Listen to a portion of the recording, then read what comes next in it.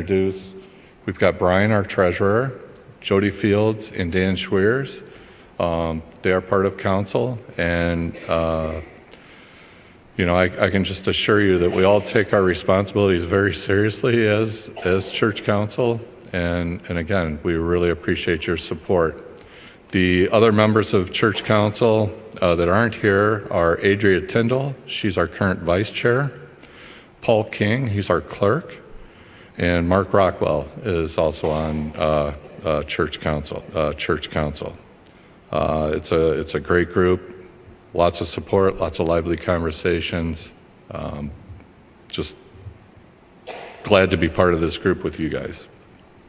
With that, I'm going to turn it over to Brian, unless somebody has any questions for me. Everybody wants to get to the meat and potatoes, eh? Talk about numbers, huh? Right. Well, good morning. You want to go ahead and put the presentation up?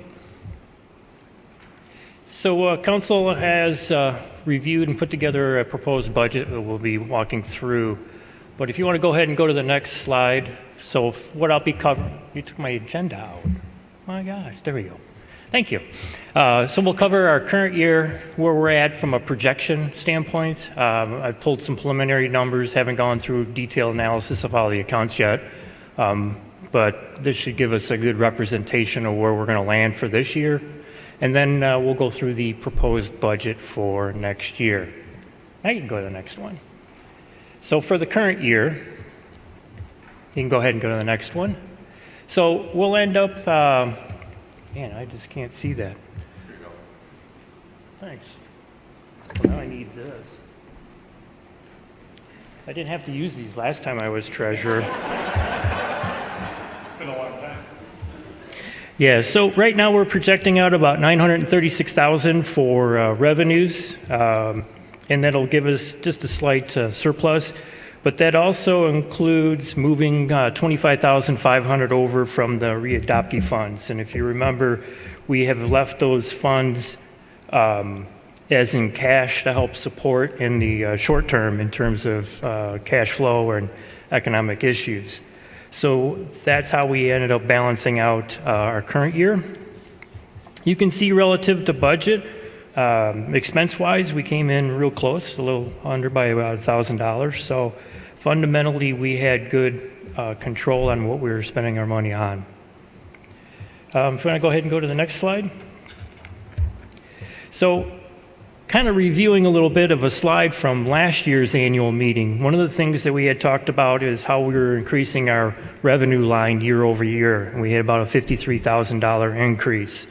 So if you kind of go down through the items there that made it up, one of the items that was in there was called special stewardship that we had created, and that was $57,000. And if they remember from last year's annual meeting, that was how we were planning on trying to increase some stewardship and run some additional opportunities during the year to kind of close that gap in a sense to give us that balanced budget. So with that, I did a slide of what actually happened with all those different revenue change. If we go to the next one. So from here, you can see our operating pledges came in over almost $25,000 over budget. So it was very challenging for our tithing challenge that we had done. Not to use challenging many times, but anyway, to account for that, because a lot of times people that were already pledging increased their pledges during that challenge. So it was very difficult for us to be able to isolate that that was because of that, because sometimes people change pledges during the year for various reasons. So it was very challenging to be able to isolate that. Loose offerings, we ended about $7,000 short of budget. Church rental was within $1,400. And then that special stewardship line, you'll see that we ended up short almost 50 grand on that. So if you think about the 25 we had extra on operating pledges and being short on special stewardship by 50, that's where we had to use, as we talked about last year, plugging the gap with the readoptee fund to cover that, to offset that. So right now, in terms of the projected changes relative to budget, we only missed by, well, including the adoptee, but about $8 grand off. Now, we had some other areas in revenue we did much better than budget for Christmas offering. Lenten offering was kind of close. So some of the other pieces that fall into the revenue category made up that other $7,900 difference that we're seeing here relative to budget. If we go ahead and go to the next slide. So here we are going to go into the proposed budget for next year. So if we go ahead and go to the next one. So we will be proposing a balanced budget for next year with an expenditure of $954,000, which is $16,500 more than this year. But I'll caution everybody, and we have some revenue enhancements that we're putting into the budget in the revenue section, similar to what we had to do last year. But I also want to stress that this is not a long-term sustainable method for us to continue to balance out the budget. So with that, I'll kind of explain what we've done and then walk through what we're planning to propose. If we go to the next slide. So to kind of go look at it from the expense perspective first. So right now we have $954,000 in our budget for expenses. You'll see that personnel cost is about 80% of our total expenses. And then the next tranche down is the facilities at 10. So basically, our staff and our building here is 90% of our expenses. So it doesn't give us a lot of flexibility if you want to maintain the programming and the worshiping and everything that we have today into the future. The other pieces are pretty small relative to the overarching, but again, I broke out office expenses, the music department expense, I mean, it's 2.4% of our budget. And then youth and CE. And you can see all the other ministries makes up about a single percent of our total budget. So that's kind of where we're at from an expense perspective distribution. If we go and look at the expense changes on the next slide, we'll see that personnel is going up $52,000. Two pieces are going into that. One of them, if you'll notice that the office line is going down almost $35,000. This last year, we used a third party outside of the staff to do accounting. We have Kelly Wagner coming back, so that's part of the reason you're seeing the increase in the personnel expenses and that reduction in our outside accounting fees. And then plus we also have a cost of living adjustment, a modest one for the personnel this year. You can see facilities is going up about $7,000, and frankly, that's majority of that's due to utilities. We saw heavy inflation in that area this year, and we were over budget in a lot of those areas this year. Music's making a slight decrease. CE and youth is remaining the same, and basically the other ministries, we have a reduction in that from an expense perspective, but a lot of that has to do with some of the ministries not being as active as they have been historically. But if you see, that's where we come up with our $16,000 increase in our expenses year over year. If we move on into the next slide, just to give you a perspective, that top section with payroll-only expenses for the 2013-2014 budget, which happened to be the last budget I proposed before my first tenure of treasurer, I retired. So that was $582,000 at that point in time. And the consumer price index at that point in time was 229,601. And if you look at what our payroll expense only for the 23-24, we're at 752, or a change of $169,000 from 2013-2014, or a 29% increase. And the CPI is now at 296,797, or a 29.27% increase.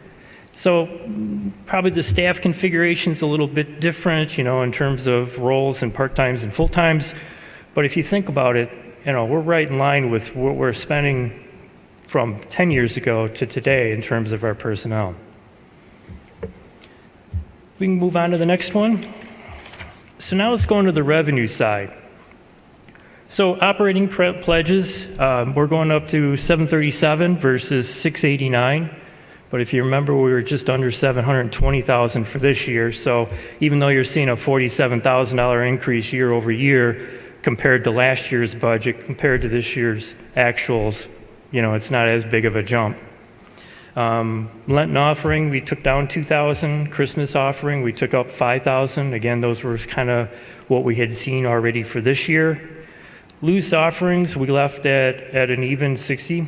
We were seeing towards the tail end of our year, for the most part, we were seeing better intake of loose offerings than we were in the beginning part of the year. So we're hoping to continue that with the attendance that we're seeing in Sunday's church. The church rental, council spent a fair amount of time reviewing our church rental policy this year and made some updates with that, and then approached several of our renters and adjusted their rates. So that's reflective in our budget change here for the year. Salary grant will continue. That's any annual item that we receive. And then if you will see the next two lines, the special donation, the 57 grand is out. And then this last year that we're just finishing up was the last year for the PPP funds that had been converted over to a grant. And that's the last 64,000 that we have of that. So now that's been totally consumed in that 4-year period that we had decided many years ago on. And then the facilities transfer in is basically using the 3% distribution that we get out of endowments for usually facility-related items. And we should see a little bit higher number from that just because of where our endowments are at in terms of total dollars. So again, you kind of look at the total, you'll see that we're at 868 on those versus 937. And if you remember from the first page, we had 954,000 in our total revenue. So where's that other 85,000 coming from? So if we go on to the next slide. So I had some amazing automation or animation in here, and since they converted it to a picture, it didn't work out too well. Anyway, I was going to build this up. Come on. So anyway, first thing we're using, so we have some designated funds. So we have designated funds and we have restricted funds. Restricted funds have documented requirements on what they are going to be used for and how they get distributed. Designated funds usually is from a particular donation or a fundraiser or something that would help a group or a specific cause. So there's some of those in the designated accounts that are no longer being used. That piece or that function is not being used. So we are planning to harvest that and pull that in as operating profit or operating revenue for this year budget. The other piece here is from specific designated funds. We have some other designated funds that have an excessive amount of funds, dollars in their designated account, that we are in discussions of utilizing portions of those with those particular funds as well to help offset some of our operating revenue needs. And then our ministries have specific designated funds, CE and youth, music, and others. So we've asked them to use some of their designated funds to help offset their specific expenses this year. But we did leave the expenses in the budget so that long run, that's not lost. So we want to keep the expenses in the operating budget, but we'll pull over some of the designated funds to help cover those so that those expenses don't get lost, and then in the future years, it becomes very challenging to add it back in. I hope that makes sense. But so basically, we'll be using 51,300 out of the designated funds to cover that. And then that drops into using the readoptee fund again to kind of plug the gap of what we have to get to that total enhancement of 85. So that's how we pulled in additional revenue to cover the expense structure that we had. But if we go to the next slide, we kind of get into where we're really at. So we really need to look at how we can create a long-term sustainable method to have a balanced budget. Utilizing dollars out of designated accounts or isolating a endowment that we had done in annual meetings prior to help supplement our revenue is not a good sustainable method. So fundamentally, we need a way to grow our top line in a specific time frame, because we only have so many levers we can pull to fill the gaps in the short run. We'll run out of those. So we need to find a way to do 86,000 plus into our top line so that we can maintain a balanced budget through operational revenue that's just normal, day-to-day flow. So that's our challenge, and that will continue to grow because obviously costs do not go down. Utilities will probably continue. I mean, people like to get, keep up with the expenses for personnel expenses. So that's the start of the challenge is 86. As we continue down the path, that continues to grow year over year. So that's the last of the slides that are prepared. So I'll open it up to questions.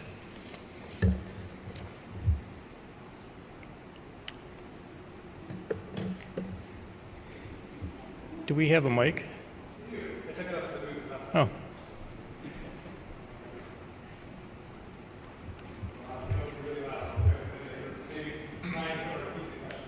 Yeah, that's fine. Go ahead, Bob. I just want to make sure on the salaries portion, there's salaries and then there's music.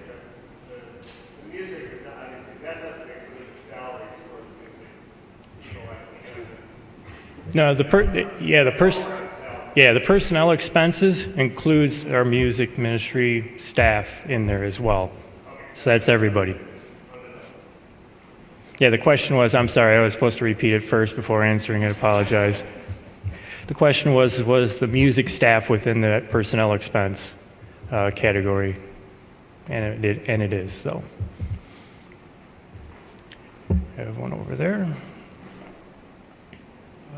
The expenses that the 752 in personnel, does that include pensions, insurance, and how many people are we talking about when we're talking about personnel expenses? How many people are we using for those expenses? So it does include all our taxes, any benefits. So that includes any contributions to I don't know if it's pension per se, but yeah, those type of items. So it includes everything relative to that. We also have part of the ministers' salaries, home allowances, those type of things. So that's all part of it's in the personnel expense. I'm trying to remember the total number. What is it? 15 or so, probably, between full-time, part-time? 15 people on staff, from part-time all the way up to full-time. It might be. It's around 15. We just had some transitions. So. Small but mighty. Question?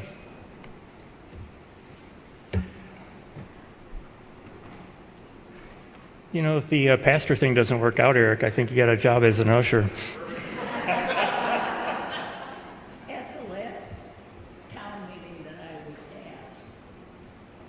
There was mention of this list that was going to be provided to the congregation of things we could sign up for, irregardless of what ministry it came unto. Fair enough. Has that been developed and has it been passed out? I have not gotten one. Oh, okay. So yes, that's been developed. And what? Say it again. Yep. So the question was that at the last town hall, someone, I think it was probably Jim, promised that there would be a list that was passed out. No, it was definitely me. That there was going to be a list that was passed out that had all of the service opportunities, volunteer opportunities. And has that been put together and has it been distributed? It has been put together. It's actually being distributed this week. So we will email that out. Now, this is not the official program book. That official thing is going to come out in August. This is just a preliminary. It's going to be a very ugly-looking spreadsheet, mainly just for congregational review, for folks to look at and say, hey, you missed X, Y, and Z. Like, you missed this opportunity to serve, so that as we're developing that book through the summer, our goal is August 1st to have that book ready to go. That will look similar to a program book that will not just have all the volunteer opportunities, but all of the events that are happening from August through December. And the delay in that is entirely my fault, just so you know. It's Jim's fault. Okay, any other questions?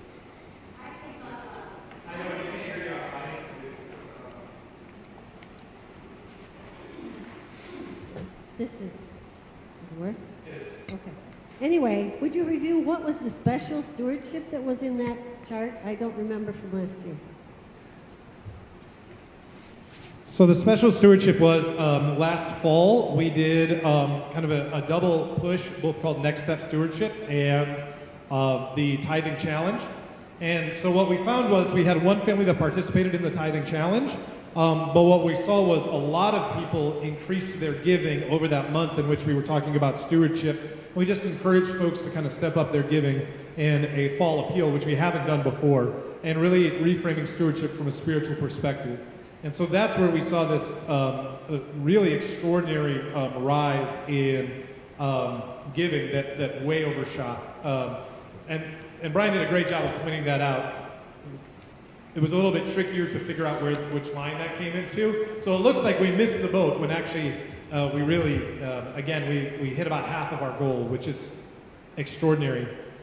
Does that answer? The other piece I will say, just looking ahead, we had one of the best stewardship seasons this last spring in the almost 8 years that I've been here. It was truly extraordinary. The generosity of the congregation was unbelievable. The difficulty that we have is that our giving has been stagnant for the previous 2 years, like pretty much the same. It was the same through COVID, and actually probably about 2 to 3 years from 2020 on. And our expenses, not surprisingly, have gone up during that time. And so while the generosity has been incredible, it's just trying to meet those needs. Next question.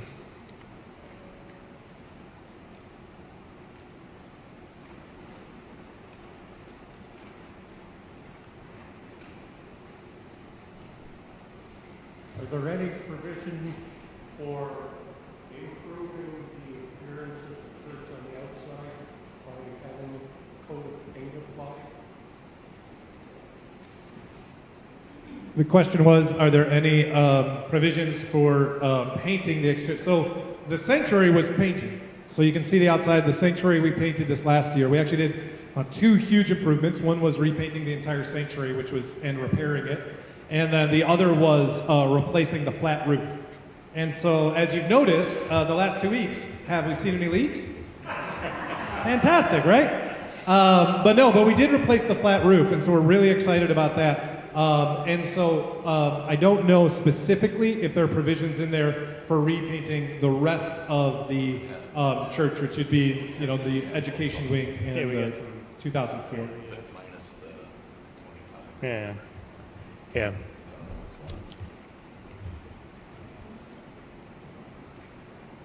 Can you turn the gain up on this anymore?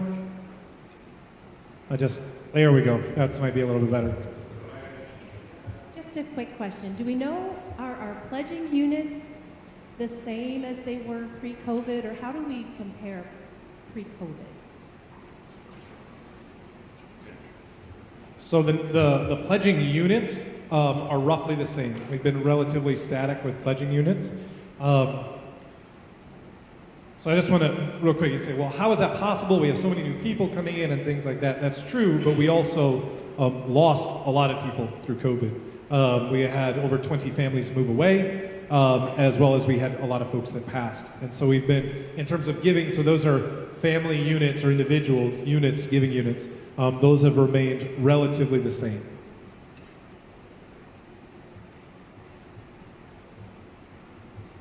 Anything else? And if you don't have a question, just a comment, you can share a comment too. Cool. Very good. Thank you. Glad you printed that. I know you all clapped, but the amount of work that the council has done, and especially Brian has done, in order to bring a financially responsible, balanced budget has been extraordinary. So I just want to express incredible appreciation for everything you've done. It's been really great. Thank you.